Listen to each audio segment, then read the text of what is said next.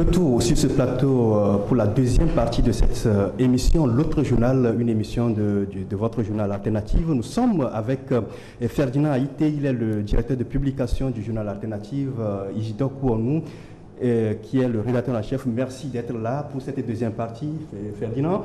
Nous parlions de la situation politique au Togo avec le soulèvement du 19 août 2017. 2 ans après, nous faisons l'autopsie du parcours effectué jusqu'à aujourd'hui dans la perspective de 2020. Et Ferdinand, quand on reprend les étapes de cette crise, il y a la CEDEAO qui est intervenue pour éteindre le feu, mais finalement, il a plutôt ravivé le feu. Et on rappelle également qu'à l'époque, c'est Faure Gnassingbé qui était le président de la CEDEAO. Est-ce que ça a joué? Oui, il y avait une situation assez bizarre, assez complexe à l'époque, avec Faure Gnassingbé, président de la CEDEAO, son beau-frère, le défunt Marcel de Souza, président de la commission. Donc il y a eu beaucoup de choses qui se sont passées.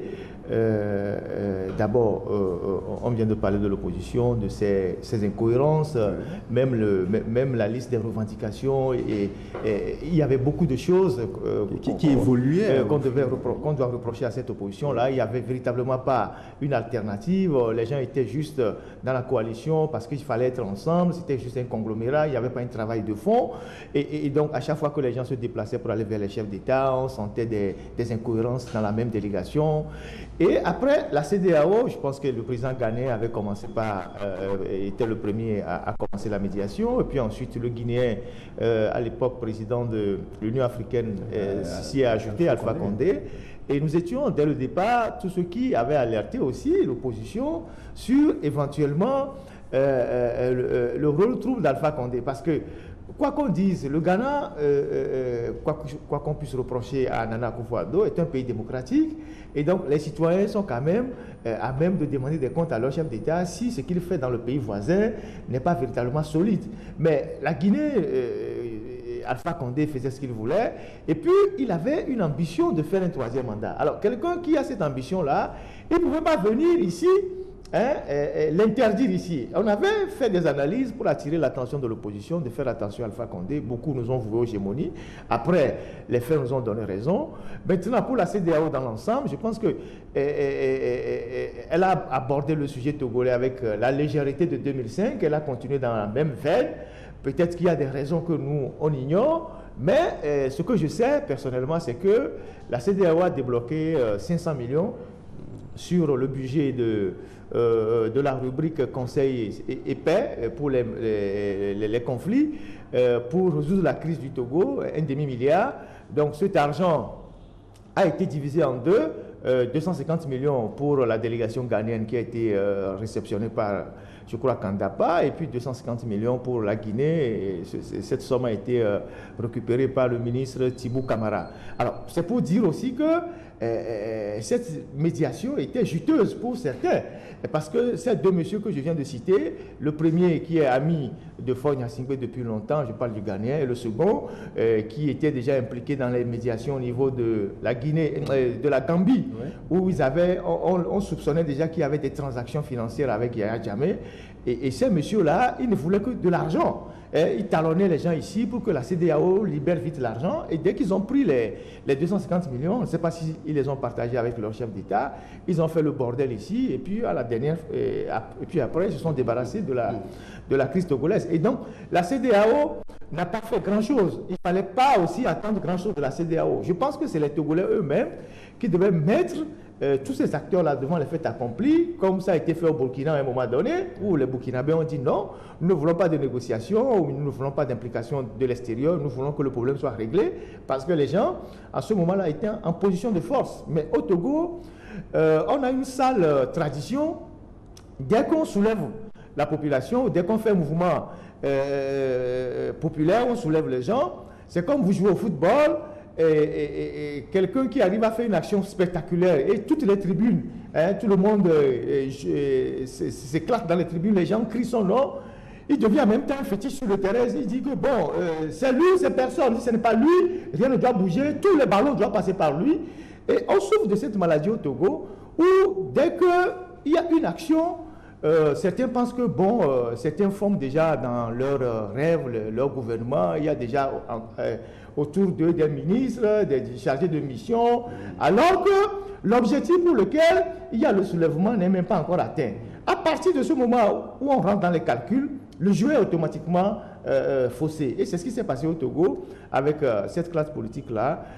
On espère que les uns et les autres ont tiré les leçons de ce qui s'est passé, ceux qui ont été arrogants à un moment donné, ceux qui se sont crus incontournables à un moment donné, ceux qui se sont dit que c'est nous ou c'est personne. Je pense que, et ceux qui aussi ont misé sur le mysticisme, tout ça, les gens doivent comprendre qu'on ne fait la politique qu'avec la raison, et non la passion, et non les incantations et tout ça. Il faut travailler dans le silence, dans la rigueur, il faut être organisé, il faut savoir où on va, et après il faut surprendre l'adversaire. Mais si on ne continue pas à faire la politique comme on fait le brouillon d'un devoir, tout ça, on aura toujours les résultats comme on a eu pour ces 2 dernières années. Mais Isidore, est-ce qu'on peut dire que c'est la CEDEAO, la médiation de la CEDEAO qui a tout chamboulé à un moment donné? Oui, la CEDEAO est arrivée. Les Togolais ont failli oublier ce qu'il avait fait en 2005. On l'a, comment dirais-je, on lui a accordé un bénéfice du doute pour voir ce qu'elle va faire cette fois-ci. Mais c'est encore une déception. Hein. C'est encore une déception parce qu'on ne comprend pas pourquoi une institution de la sous-région telle que la CEDEAO puisse donner, produire une feuille de route aux protagonistes et que la même CEDEAO ne puisse pas veiller à ce que cette feuille de route-là soit respectée à la lettre pour qu'on puisse trouver une solution durable et pacifique à cette crise. L'un des points de cette feuille de route, c'est l'organisation législative. Oui. Et ça a eu lieu. Donc on peut dire que... Mais on a vu dans quelles conditions ces législatives ont été organisées aussi au Togo. Par la C14. Oui, boycottées par la C14 finalement. En tout cas, moi, je le dis et je le répète encore, on l'a déjà écrit à l'alternative. Et Alpha Condé était venu ici, il nous a donné une sorte de droit de réponse à l'hôtel de Fleuvilliers, que la CEDEAO n'est pas un syndicat de chefs d'État. En réalité, c'est ce qu'elle est, c'est ce que la CEDEAO est. C'est un syndicat de chefs d'État qui se retrouvent, boivent du champagne et puis rient sur nos dos, c'est ça. C'est ce qu'elle est en fait. On a une feuille de route dans laquelle il y a le processus, comment le processus doit être organisé pour arriver à des législatives qu'on a connues le 20 décembre. Est-ce qu'on avait fixé un délai dans lequel il faut évacuer le contenu de cette feuille de route? En réalité, il n'y a pas de délai. Il n'y a pas de délai. Oui. Mais dès qu'un des facilitateurs a parlé de 20 décembre, le pouvoir tient ce 20 décembre-là comme c'est une date fétiche pour organiser ces élections. Et c'est vraiment déplorable. Oui, il faut déplorer tout ce qui a suivi par après. La feuille de route qui n'a pas été respectée, le forcing de Fonya Singwe qui n'a pas été rappelé à l'ordre par ses pairs et notamment la CEDEAO. Et puis après, il faut aussi dénoncer la cacophonie de l'opposition. Lorsque vous faites une révolution et ou une insurrection qui échoue et que vous rentrez dans les négociations, il faut savoir capitaliser les petits acquis et avancer. Parce que ceux qui sont au cœur des négociations, qui servent de médiateurs, de facilitateurs, vous ne savez pas toutes les difficultés qu'ils ont pour convaincre ceux qui sont en face de lâcher certains espaces pour vous.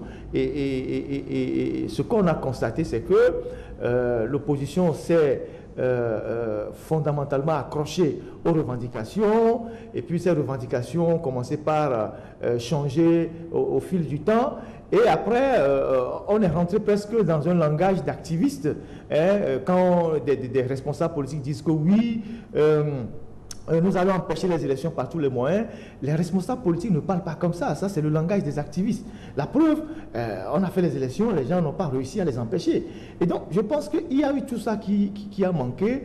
Et finalement, le pouvoir a fait ces élections avec son parlement monocolore. La page semble se refermer.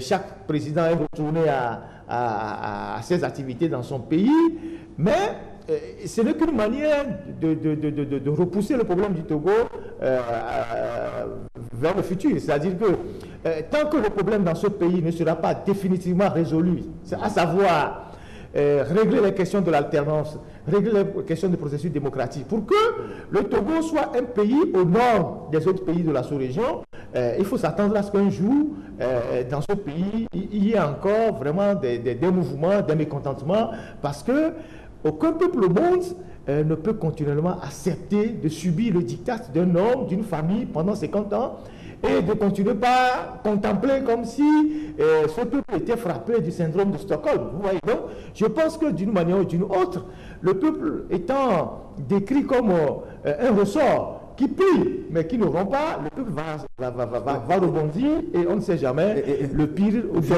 la catastrophe peut arriver. Tout à l'heure, si la maladie qui gangrène ce pays n'est pas véritablement soignée et définitivement... Tout à l'heure, vous parliez des petits acquis. Je ne sais pas si vous faites allusion au siège arraché de l'UFC. Non, il y a tout ça. Je parle de tout ça. Non, je parle de tout ça. Quand vous avez vu que l'opposition est toujours restée accrochée à certains points de revendication jusqu'à un certain niveau donné, que des gens ont jugé irréaliste.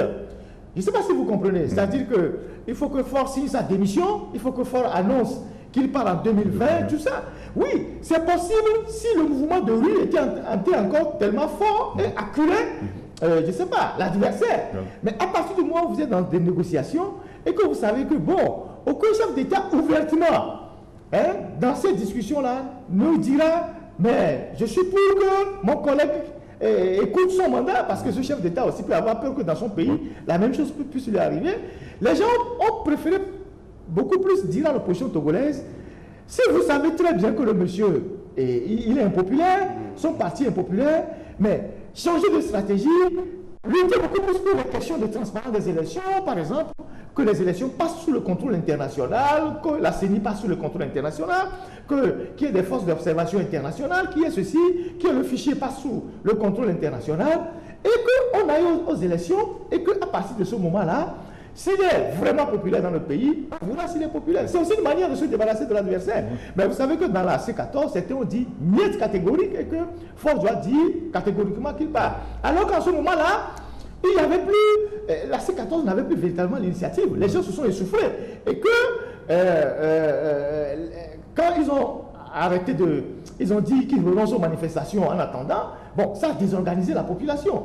Et donc, je pense que ces petits acquis ou ces points-là, ce manque de flexibilité au niveau de l'opposition par rapport à la situation-là a beaucoup joué. Merci Ferdinand parlait tout à l'heure, ça m'a rappelé le 6 septembre 2017, quand il parlait tout à l'heure de l'euphorie qui prend parfois nos leaders de l'opposition.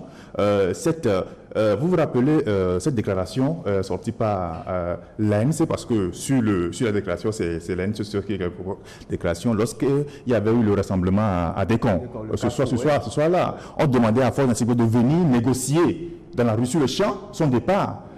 On dit à un chef d'État de venir négocier sur le champ au départ. Mais quelques heures après, on a vu la répression qui a frappé ce rassemblement. Donc c'est ça.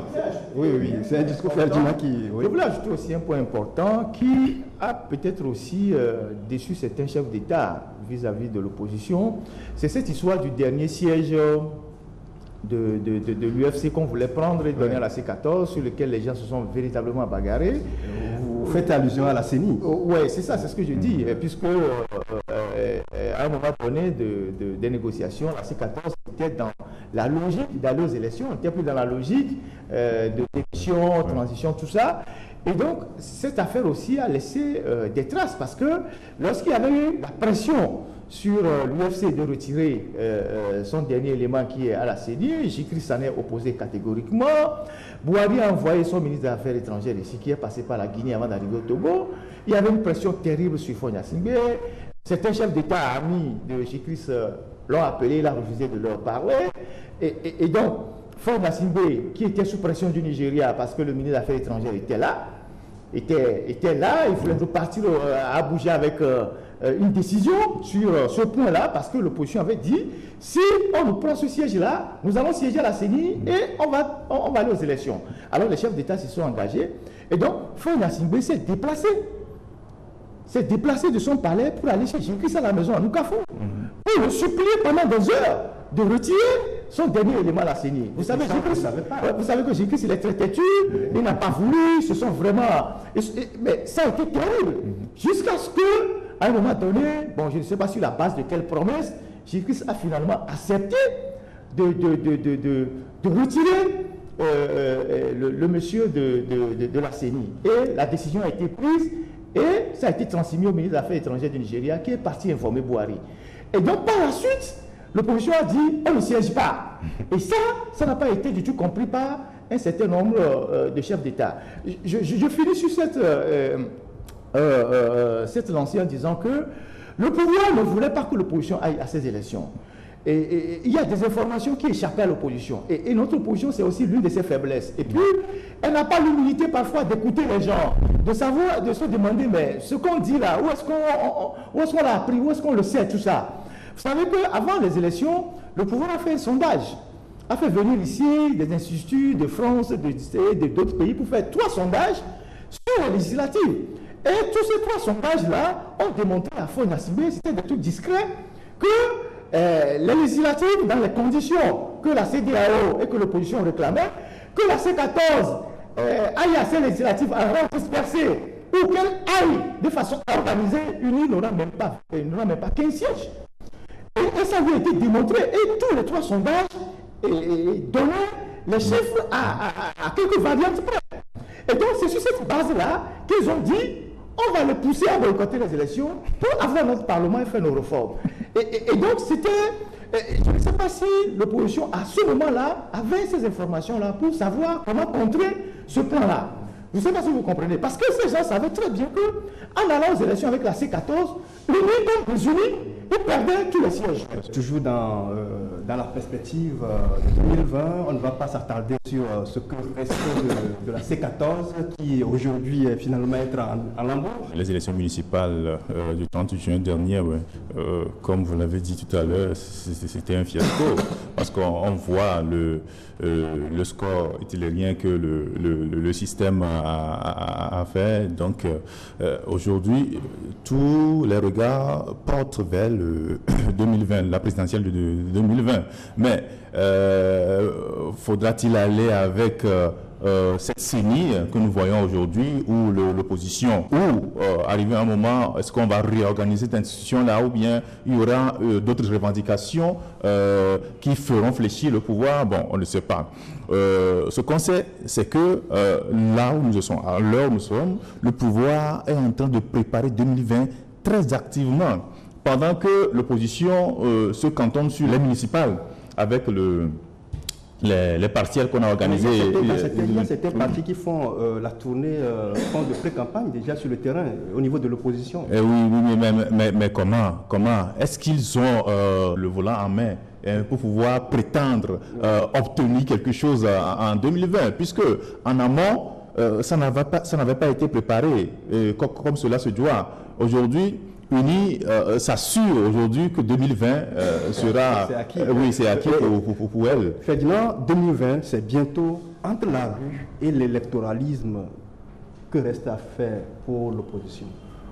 L'opposition est dans une situation un peu difficile parce que il faut savoir qu'elle s'est énormément affaiblie en sortant du dialogue et de la question des locales.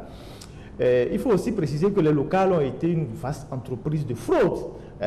Tout le monde sait que le régime a bourré les urnes partout. D'ailleurs, la dernière fois, on a fait les partiels dans la baie. Il y a un témoin qui me disait que c'est devant tout le monde qu'on était en train de changer les chiffres en live et que le représentant du cas était devenu tellement impuissant qu'il a dit « Bon, faites ce que vous voulez, moi je m'en vais ». Et donc, ça dit qu'on est revenu à la tactique des fraudes de 1990. C'est-à-dire qu'on change les procès-verbaux devant vous, ce que vous voulez faire, on va voir. On bourre les urnes devant vous, ce que vous voulez faire, on va voir. Et donc, on voit bien que ce n'est plus les méthodes de fraude sophistiquées, soft qu'on a connues en 2010, qui prévalent aujourd'hui. On est retourné à l'ancien temps, au comportement primaire. On remplit les urnes et puis bon, on déclare que bon, Faure a gagné. Et donc pour 2020, Faure a déjà fait son résultat qui va être entre 50 et 52% parce qu'il tient à gagner au premier tour parce qu'on a une session à 2 tours. Il va dire oui, voilà, l'opposition est partie en rang dispersé et puis bon, moi j'ai gagné à 52%. Mais je pense que au stade actuel, les élections ne doivent pas être la solution si les réformes essentielles du cadre électoral ne sont pas opérées. On revient à la question d'avant 2017, 19 août 2017. C'est-à-dire que c'est une illusion de croire qu'on va opérer une alternance au Togo en allant aux élections dans les conditions actuelles. C'est ce que j'avais dit dans une vidéo en disant les élections ne peuvent pas régler le problème du Togo en l'état actuel. Dans ce cas, qu'est-ce qu'il reste à faire? Oui, mais il faut. Bon, la rue a toujours aussi son avantage, c'est de mettre la pression. Mais je dis, on ne peut pas organiser les élections actuelles dans le contexte actuel et s'attendre à ce que le gouvernement ou le régime déclare un opposant vainqueur. Parce qu'ils ont verrouillé tout le système électoral. Le fichier électoral est bidouillé, la CENI est dans leurs mains, la Cour constitutionnelle est dans leurs mains, les militaires sont là pour réprimer les gens et bourrer les urnes, les préfets sont les petits Mussolini qui sont un peu partout à l'intérieur du territoire, les préfets, les CB, les chefs cantons. Vous savez que les chefs cantons ou les chefs de village ou les chefs tout court ont joué un rôle fondamental dans le bourrage des urnes la dernière fois, pour les législatives et pour les locales. C'est dans les maisons des chefs. Parce qu'on a mis les préfets à contribution, mais le préfet n'est pas partout. Donc c'est les chefs. C'est dans les maisons des chefs qu'on a changé les résultats, qu'on a bourré les urnes et qu'on a donné les faux résultats. Et donc, face à cette machine de fraude-là, sans réforme électorale majeure, sans observation, sans un fichier fiable, vous n'avez pas, je ne sais pas, vous allez à une aventure avec le régime. Et donc, le régime est convaincu que avec tout ce qu'ils ont actuellement, 2020, il n'y a pas match. Et que bon, j'ai entendu même quelqu'un dans le régime qui disait à un de ses cousins que bon, eux, ils ont déjà bouclé 2020, eux, ils pensent déjà à 2025. Voilà. Mais, sauf que un peuple en lutte trouvera toujours le moyen d'atteindre sa cible. Et généralement, c'est lorsque les gens sont sereins que les mouvements les surprennent. Donc les Togolais n'ont pas abdiqué, c'est ce qu'il faut saluer, même si les Togolais donnent l'impression de dormir, d'encaisser, même si la classe politique de l'opposition adopte parfois des comportements qui découragent les gens, qui affaiblissent, qui énervent les gens, le peuple dans son ensemble n'a pas abdiqué et trouvera toujours le moyen de rebondir à un moment donné. Donc, pour résumer tout ça, les élections, s'il faut les organiser dans les conditions actuelles, ce n'est pas la peine. Parce que c'est une manière d'aller légitimer Faure Gnassingbé. Il dira oui, bon, on a été aux élections, j'ai fait les réformes pour les 2 tours, j'ai fait la limitation des mandats, nous sommes allés aux élections.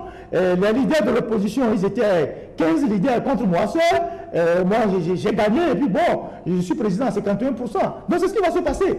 Donc, s'il y a un message aujourd'hui à lancer à la classe politique, c'est vrai qu'il y a des ambitions qui s'annoncent, les gens qui veulent être candidats et tout ça, c'est légitime.